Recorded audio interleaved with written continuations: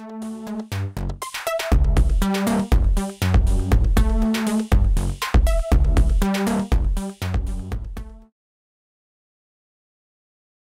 we can see there are 7 foot switches on the front of this pedal. All the way on the left here is our main record, play, overdub pedal. That's what we're going to be using to record, playback, and then layer overdubs on top of each of the phrases.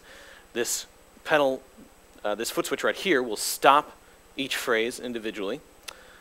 We set our tempo with this pedal. You can't set it while you're recording, but you can set it before recording. And then after you record, you can sort of reset it and play the phrase that you just recorded at a different tempo. Right here we've got our undo and redo switch.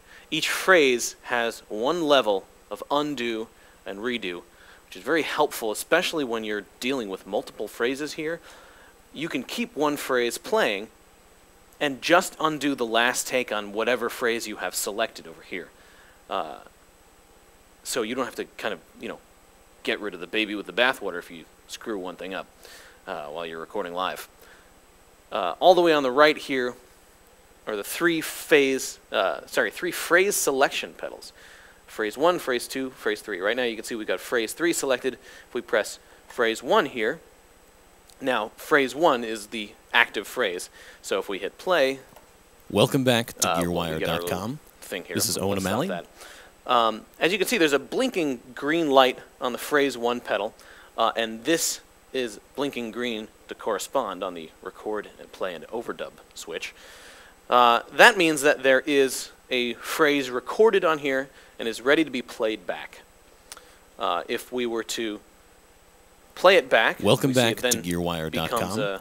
This is Owen O'Malley. Solid green and today light. we're going to be taking a look at the overdub on that. RC-50 we would hit this again. This becomes an orange light. Quite that means possibly overdubbing. the world's hit it again and it's not overdubbing. Let's stop that. Now that's just obviously my introduction.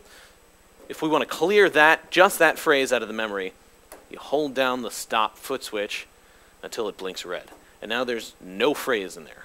I don't think that can be undone. Nope, that can't be undone. And the same thing with all the other phrases. When you switch over here, you can see there's still a phrase in 2 and 3. Let's actually just get rid of all of these right now because we're going to be recording a demo later on.